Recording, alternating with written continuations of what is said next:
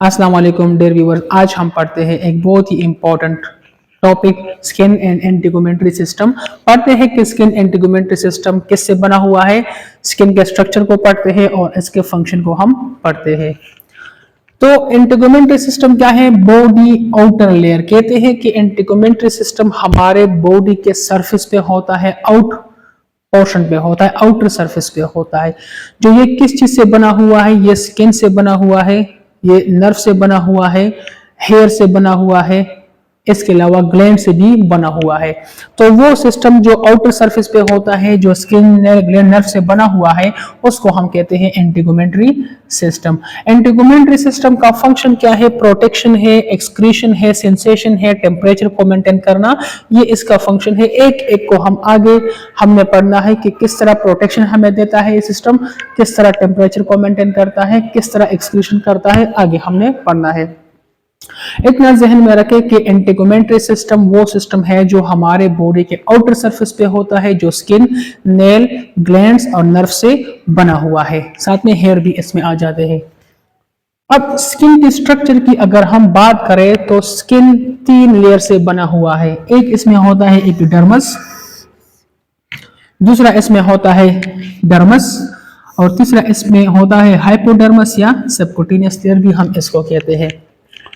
Epidermis की अगर हम बात करें तो ये सबसे सुपरफिशियल लेयर होता है। सबसे ऊपर जो होता है 3 लेयर्स में से सबसे ऊपर जो आता है वो एपिडर्मिस कहलाता है, सुपरफिशियल लेयर है। ये किस चीज से बना हुआ है? इसमें स्ट्रेटिफाइड केराटिनाइज फेमस एपिथेलियल्स होते हैं। ठीक है, स्ट्रेटिफाइड केराटिनाइज। ये स्ट्रेटिफाइड केराटिनाइज फेमस एपिथेलियल्स है क्या चीज जो आपको पिक्चर में नजर आ रहे हैं?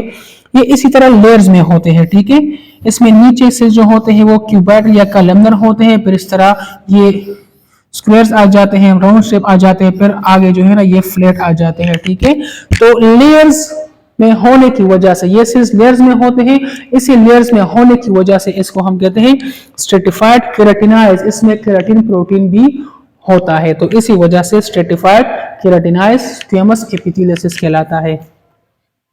कहते हैं कि एपिडर्मिस को ब्लड की सप्लाई भी नहीं होती और एपिडर्मिस को नर्व की सप्लाई भी नहीं होती।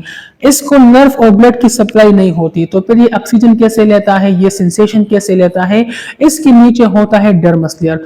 उसी डर्मस लेयर से करता क्या है, उसके जो इंटरस्टिशियल स्पेसेस होते हैं वहां पर ब्लड की सप्लाई भी होती है, नर्व की सप्लाई भी होती है। तो उसी से जो है ना ये बात होता है, उसी से जो है ना डर्मस लेयर से ये सारे के सारा ये ले लेता है, ऑक्सीजन भी लेता है, सेंसेशन भी लेता है और जो है ना ब्लड की सप्लाई भी वहां से, मतलब ये न्यूट्रिशन ले लेता है। एपिडर्मिस के 5 लेयर्स होते हैं। ठीक है, ये मतलब ये 5 लेयर से एपिडर्मिस बना हुआ है, जैसा कि पिक्चर में आपको नजर आ रहा है। इसमें स्ट्रेटम कॉर्नियम, ठीक है, लेयर होता है। इसमें stratum लूसिडियम, granulosum, spinosum and basal, ये 5 लेयर्स होते हैं किस चीज में? एपिडर्मिस में। इसी एपिडर्मिस के अंदर होते क्या है? मेलानोसाइट्स होते हैं। मेलानोसाइट्स जो है ना वो सेल्स होते हैं जो एक पिगमेंट बनाता है जिसको हम कहते हैं मेलानिन पिगमेंट। मेलानिन का काम क्या है? ये मेलानोसाइट से बनता है। ये जो यूवी रेडिएशन होते हैं, अल्ट्रावायलेट रेडिएशंस होती है सन में, उसी से ये हमें प्रोटेक्शन भी देता है और साथ में ये हमारे स्किन को कलर भी देता है। ये जो हमारे स्किन का पिंक कलर जो होता है ये एक्चुअली हेमोग्लोबिन की वजह से होता है, क्योंकि हेमोग्लोबिन जो है ना ये रेड कलर देता है, आरबीसी को भी देता है, हमारे स्किन को भी देता है। हेमोग्लोबिन का फंक्शन क्या है? ऑक्सीजन कैरी करना। मॉलिक्यूल है जो आरबीसी के अंदर होता है, आयरन और प्रोटीन से बना हुआ होता है। इसी तरह एपिडर्मिस के अंदर लैंगरहांस सेल्स भी होते हैं। ठीक है, जो इम्यूनिटी के लिए प्रोटेक्शन होते हैं, इम्यूनिटी के लिए जरूरी होते हैं। और ये करता क्या है? ये हमारे एपिडर्मिस को प्रोटेक्शन देता है, उसको पैथोजन से, उसको जरासीमों से बचाता है। इसके बाद आ जाता है डर्मस। डर्मस हम किसको कहते हैं? डर्मस ये सेकंड लेयर है जो स्किन में आता है। ये टफ होता है, ठीक है, मजबूत होता है और इलास्टिक लेयर होता है। मतलब ये कि ये इलास्टिक होता है, ये फ्लेक्सिबल होता है, ये डायलेट भी हो सकता है और कंट्रैक्ट भी हो सकता है। ठीक है, इसमें एक्सटेंशन और फ्लेक्शन एक्सटेंशन की वो प्रॉपर्टी होती है। ये किस चीज से बना हुआ है? ये कनेक्टिव टिश्यू से बना हुआ है। कहते हैं कि जो स्ट्राई अपीयर होते हैं, स्ट्राई का मतलब ये कि जब भी हमारा स्किन बहुत ज्यादा वो एक्सटेंड हो जाए, बहुत ज्यादा वो खुल जाए, तो ज्यादा, जैसा कि ओबेसिटी में होता है, मोटापे की वजह से हो सकता है, या प्रेगनेंसी में हो सकता है, तो डर्मस की ज्यादा वो डायलेट होने की वजह से, ठीक है, वो एक्सटेंड होने की वजह से होता क्या है कि वो स्किन के ऊपर ये मार्क्स आ जाते हैं, ठीक है, ये स्क्रैचेस आ जाते हैं, ये रिंकल्स आ जाते हैं, ये लाइंस आ जाते हैं, जो आपको पिक्चर में नजर आ रहे हैं, इसको हम कहते हैं स्ट्राई। तो स्ट्राई डर्मस में अपीयर हो जाता है क्योंकि ये इलास्टिक लेयर होता है। डर्मस जो है ना, इसे किस किस चीज से बना हुआ है, इसमें क्या क्या आ जाते हैं? इसमें हेयर आ जाते हैं, ठीक है, हेयर इसमें होते हैं, डर्मस में आ जाते हैं, क्योंकि ये जो हेयर फॉलिकल होता है वो सबक्यूटेनियस टिश्यू में भी सबक्यूटेनियस में भी आ जाता है, डर्मस में भी आ जाता है, और ऊपर एपिडर्मस में भी आ जाता है। और हेयर का बाकायदा शेफ्ट एंड क्या होता है, पल्प भी वो होता है। इसके अंदर जो है ना होता क्या है, ब्लड वेसल्स भी होते हैं, ठीक है, हमारे डर्मस में, क्योंकि ब्लड की सप्लाई इसको होती है। साथ में सेंसरी नर्व भी इसको को सप्लाई करते हैं, जो सेंसेशन होती है, ठीक है, हमें जिस तरह हमें टच का पता चल जाता है, पेन का हमें पता चल जाता है, टेम्परेचर का हमें पता चल जाता है, ठीक है, प्रेशर का हमें पता चल जाता है, तो इसके लिए अपने रिसेप्टर्स होते हैं, अपने नर्व होते हैं जो डर्मस में होते हैं, और वो करते क्या है कि स्पाइनल कार्ड को भी मैसेज लेके जाता है, ब्रेन तक पर चला जाता है, और दोबारा यही मैसेज भी आ जाता है जहां से मैसेज वो इनिशिएट हुआ हो। तो नर्व सप्लाई भी होती है। स्वेट ग्लैंड भी होते हैं। स्वेट ग्लैंड जो है ना, दो तरह के होते हैं, एक को हम कहते हैं एक्राइन स्वेट ग्लैंड, दूसरे को हम कहते हैं एपोक्राइन। नोट करें, स्वेट ग्लैंड का फंक्शन क्या है? स्वेट ग्लैंड जो है ना, स्वेट बनाता है, पसीना बनाता है। दो तरह के होते हैं, eccrine sweat gland and apocrine sweat gland. फर्क क्या है? एक्राइन स्वेट ग्लैंड हम किसको कहते हैं? वो ग्लैंड जो हमारे स्किन को, जो स्किन होते हैं, स्किन पोर्स में वो खुल जाते हैं, ठीक है, मतलब स्किन पोर्स को वो सप्लाई करते हैं, स्किन पोर्स में वो खुल जाते हैं, और वहां पर स्वेट रिलीज करता है, पसीना रिलीज करता है, ठीक है, उसको हम कहते हैं एक्राइन। मतलब स्किन पोर्स में जो ग्लैंड्स खुल जाते हैं, जहां पर जिसकी सिक्रीशन होती है, उसको हम कहते हैं एक्राइन। एपोक्राइन ग्लैंड्स कौन से हैं? ठीक है, और इसका फंक्शन क्या है इस ग्लैंड का? ये हमारे बॉडी के टेम्परेचर को मेंटेन रखता है, क्योंकि जब स्वेटिंग हो जाती है, हमसे पसीना निकल जाएगा, तो बॉडी का टेम्परेचर कम हो जाएगा। एपोक्राइन ये कहां पर सप्लाई करते हैं? जो हेयर फॉलिकल्स होते हैं, जहां पर बाल उगते हैं, वहां पर जो है ना ये ग्लैंड सप्लाई करते हैं, और इससे जो प्रोड्यूस होती है, जो स्वेट प्रोड्यूस होता है, उसका फंक्शन टेम्परेचर को कंट्रोल करना नहीं होता। और इसी के साथ होता क्या है कि इसी एपोक्राइन की सिक्रीशन में जो बैक्टीरिया हमारे स्किन के ऊपर होती है, जो एक्जिला में होती है, जो बगलों में होती है, जो ग्रोइन में होती है, यहाँ पर डिकम्पोजिशन कर देती है, और इसी डिकम्पोजिशन करने की वजह से हमारे जो एक्जिला होती है, यहाँ पर स्मेल वो आ जाता है, बैड स्मेल आ जाता है, अपीयर हो जाता है।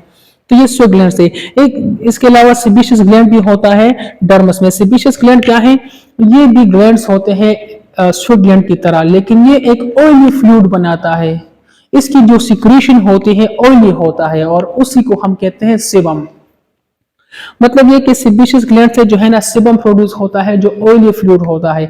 और इसका फंक्शन क्या है? इसका फंक्शन ये है कि ये एक type of water proof layer भी बनाती है हमारे स्किन के ऊपर, और साथ में जो है ना ये हमें प्रोटेक्शन में भी हेल्प देता है, क्योंकि सिबम के साथ बैक्टीरिया अटैच हो जाती है, और सिबम में ही ऐसे एंजाइम्स होते हैं, लाइसोसोम्स होते हैं, लाइसोसोम एंजाइम होते हैं, जो बैक्टीरिया को किल करने के लिए यूज होते हैं।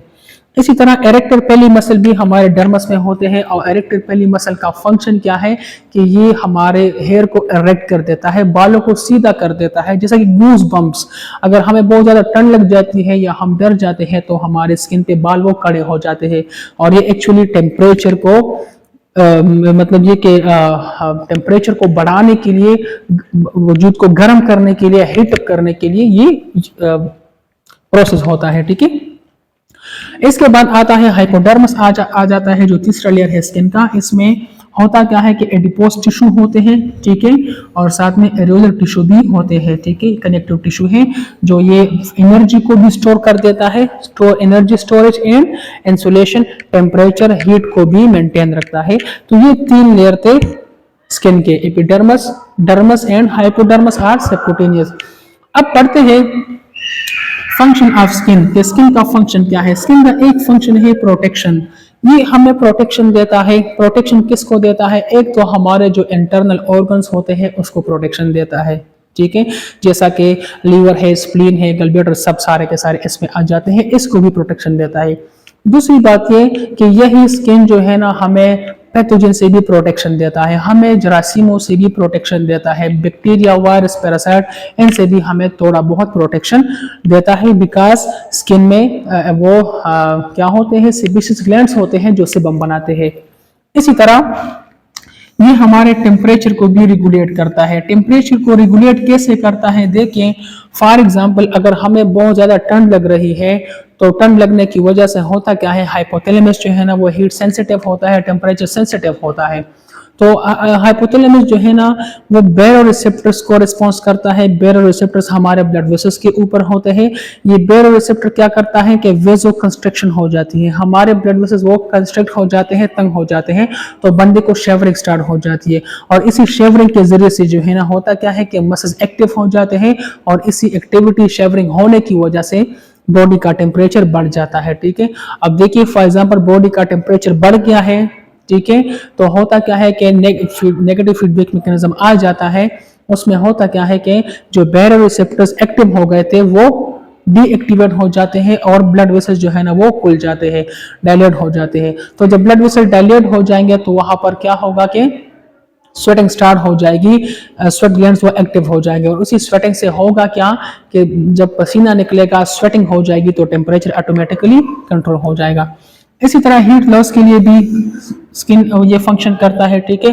हीट लॉस कैसे करता है, अगर किसी बंदे का टेम्परेचर बढ़ जाता है तो स्वेट ग्लैंड्स एक्टिव हो जाते हैं, ठीक है, स्वेटिंग हो जाती है, और एवोपोरेशन के थ्रू, रेडिएशन के थ्रू, कंडक्शन के थ्रू और कन्वेक्शन के थ्रू होता क्या है कि वो स्वेट निकल जाती है, या रेडिएशन की तरह मतलब निकल जाती है, या जो है ना एवोपोरेशन के थ्रू हो जाती है, या कंडक्शन या कन्वेक्शन, और इसी तरह स्वेटिंग हो जाएगी तो टेम्परेचर ऑटोमेटिकली कम हो जाएगा।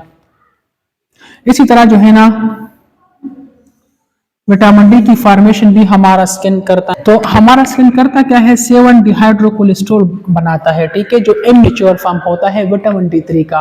और इससे जब हम सन को, सूरज को एक्सपोज होंगे तो ये 7 डिहाइड्रोकोलेस्ट्रॉल जो है ना विटामिन D3 में कन्वर्ट हो जाएगा, और ये एज हार्मोन काम करता है, कैल्शियम और फास्फेट को जो है ना बोन को लेके जाता है, तो विटामिन डी भी बनाता है।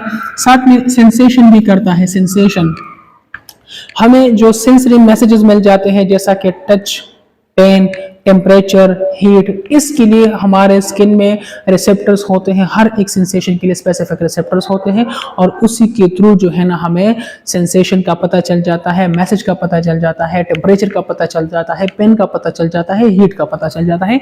तो ये सेंसेशन के लिए भी स्किन जरूरी है। साथ में एब्जॉर्प्शन, कुछ ऐसे मेडिसिन भी है, कुछ ऐसे केमिकल्स भी है जो करता क्या है, हमारा स्किन उसको एब्जॉर्ब कर लेता है, ठीक है। तो एब्जॉर्प्शन भी स्किन का एक काम है जो ये करता है। इसी तरह एक्सक्रीशन, हमारा स्किन जो है ना थोड़ा बहुत एक्सक्रीशन में भी वो पार्टिसिपेट करता है, जैसा कि सोडियम एक्सक्रीशन भी एन फॉर्म ऑफ स्वेटिंग, ये हमारे स्किन से हो जाती है, ठीक है। ब्लड प्रेशर को कम कर सकता है थोड़ा बहुत, ठीक है। इसी तरह अगर किसी बंदे को किडनी इशू है, गुर्दों में कोई मसला है, ठीक है, तो उस कंडीशन में यूरिया को ये एक्सक्रीट आउट करता है हमारे बॉडी से। तो डियर व्यूअर्स, ये शॉर्ट सा टॉपिक था स्किन के बारे में। अगर आपको ये वीडियो अच्छी लगी है तो इसको लाइक करें, इसको शेयर करें और चैनल को सब्सक्राइब करें। Thank you so much.